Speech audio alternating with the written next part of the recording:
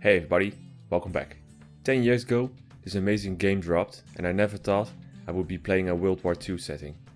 I think it's amazing there are so many people, like the developers from Heavy Ordnance Works, still working so hard on Arma 3 to make it better and better.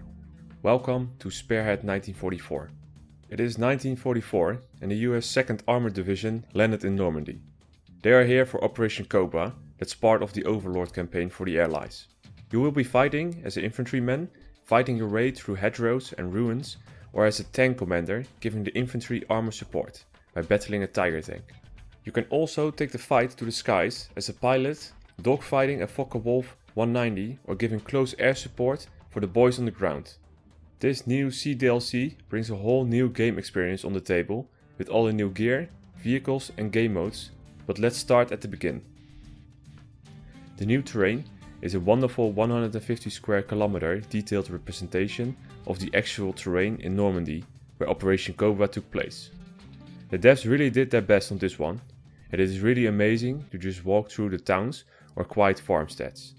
But that all changes when you have to fight through thick hedgerows and dug in positions, taking cover in the beautiful countryside from an MG42 shooting over your head. It is a great place to have a massive tank battle or small firefights between houses. So if you're a creator and you like to spend your time in the Eden editor, you're surely going to like this one. Everywhere you look, there are opportunities to make an even better scenario than the last one. The new factions consist of the US Army 2nd Armored Division, the French Liberation Army and the French Resistance. For the Germans, we have the Wehrmacht and the Stormtroopers, which are the factions who really fought in this operation.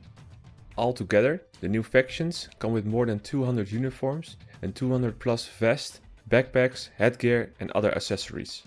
We will be seeing some iconic weapons like the M1A1 Thompson, or if you are a tank crew, maybe the grease gun. Simple but very effective. Or maybe you like to go into battle as a human lighter with the M2 flamethrower and of course the MA Garand with his lovely pink sound we all love. For support, we have the 57mm anti-tank gun, the 81mm mortar or the M45 quad mount that can be towed or pushed into position. Defending positions as the German Wehrmacht, you can utilize the famous MG42, the STG44 and also on the German side the Flammenwerfer 41.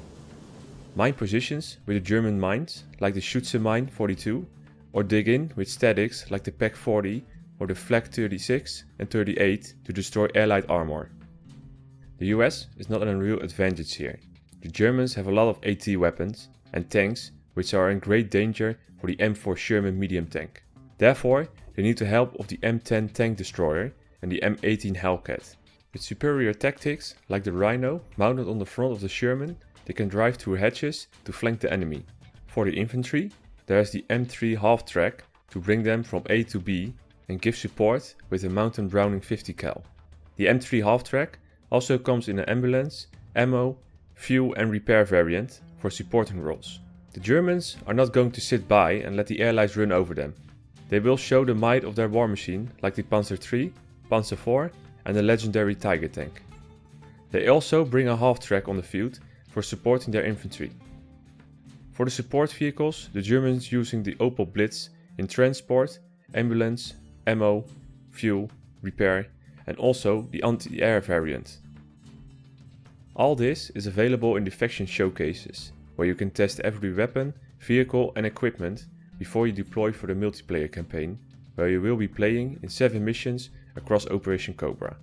When playing or making missions, you will find out that the game has some cool new gameplay enhancements. We already told about the new feature. You will be able to push or tow AT guns in the field. And it is as easy as bringing a half-track close and hooking it up. Or get an AT gun and push it into position. This new feature will give us a more realistic, new feel for the game.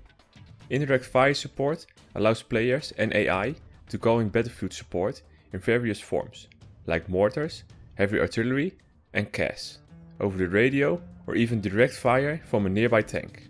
To make it even more realistic, infantry weapons have multiple reload animations available to them, such as alternate reloads when reloading a non-empty magazine or loading individual rounds to top up a bolt-action rifle fixed magazine. Hipfire system and wall avoidance simulates the challenge of heavy or long weapons such as machine guns in close combat. Machine guns are typically held in a low position at the hip, but can be shouldered unsupported with an increasing penalty to aim over time. Longer weapons will raise or lower when colliding with objects or walls, providing the use of shorter, more appropriate weapons in close combat fighting and discouraging run and gun with heavy weapons. For the weapons, we have the possibility to shoot rifle grenades, to fend off enemy waves, or use bayonets in close quarters combat. A new weapon on the field is the flamethrower, to burn the enemy out of positions and scare them away. Thanks everybody for watching and staying to the end of this video. Please let me know what you think of this video and the new creator DLC. And I'll see you in the next one. Bye.